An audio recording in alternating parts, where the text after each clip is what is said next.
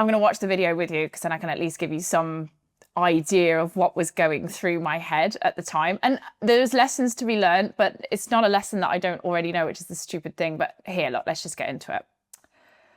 So you can see me coming out. I was about to go out with my friends for the day. I just wanted to do as I always do, which is warm the car up. I've got the other car behind it so no one can steal it. I always leave it on a level ground to warm up for like 15, 20 minutes before I drive it, make sure the oil's nice and hot and circulating around the engine, yada, yada, yada. I get in it. Fatal flaw here. Normally I would jump into the driver's seat, but I know that I always tend to keep the car out of gear because I've just pulled it out of the garage.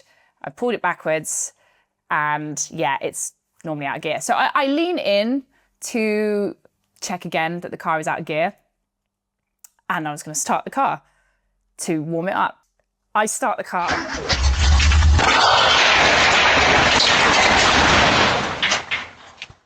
Oh my God, every time I see it, I'm like, oh no, oh no.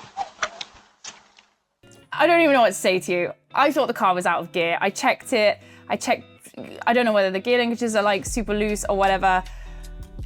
I don't know whether I was just in a rush. I don't know.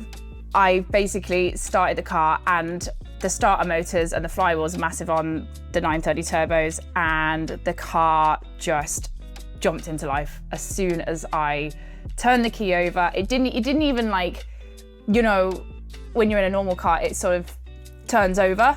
It just, as soon as the key went right, it just shot straight off from turning over. I couldn't believe it. Like, I'm lucky that I didn't break my ankle. You see my little flip-flop that just got like left, like, oh no. There's so many things that could have gone way worse, but also at the same time, it was such a terrible moment. It kind of shows me how rubbish those sort of standard garage doors are, which made me rethink that whole situation. But at that point, I was just staring at my 930 that had just plowed through my garage and had made the most horrendous noise. I was so scared that the people would have heard it. My neighbor was going to come out. And I didn't then, I just walked away from it for a second because I needed a few minutes to think. So that's what happened. I'm horrified about it. I know it's stupid.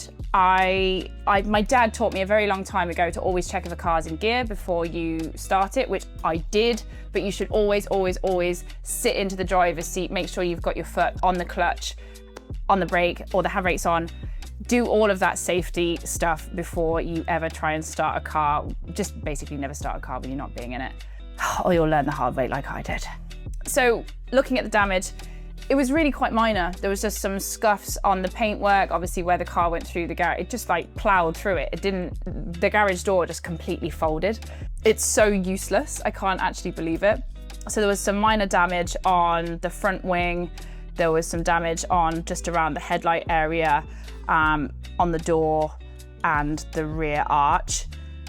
Pretty much that was it. There was also a scratch just underneath where the rear deck was, where something from the garage had just managed to just scratch it.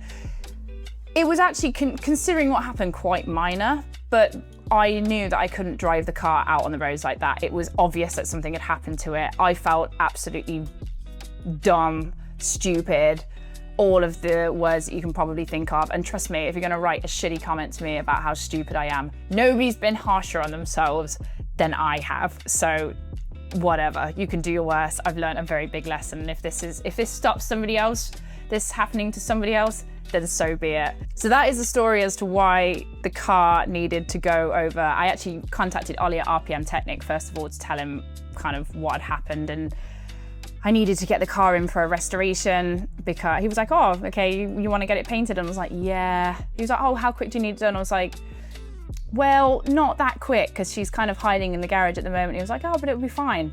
It wasn't fine. I just wanted to really go over the car. And this time I was like, if I'm gonna do this, I'm gonna do it properly. Where the rust was down by the sill and down by the kiddie bowl, if I'd have left that for very much longer, I feel that it would have got way worse and it would have been a way bigger job later on down the line. So the few minor scratches and scuffs that were caused by the garage incident has pushed me to get the car finished quicker. So let's look at this with a silver lining. Guys, if you ever do decide to warm up your air-cooled 911 on your driveway, make sure that you get into it, put your foot on the clutch, have the handbrake on, all the rest of that good stuff. Make sure there's a car parked behind it so nobody can take the car. Just make sure you don't do what I do. Let this be a cautionary tale. Right, gang. Next time you see the car, she'll be looking in a lot better shape, but it's very exciting.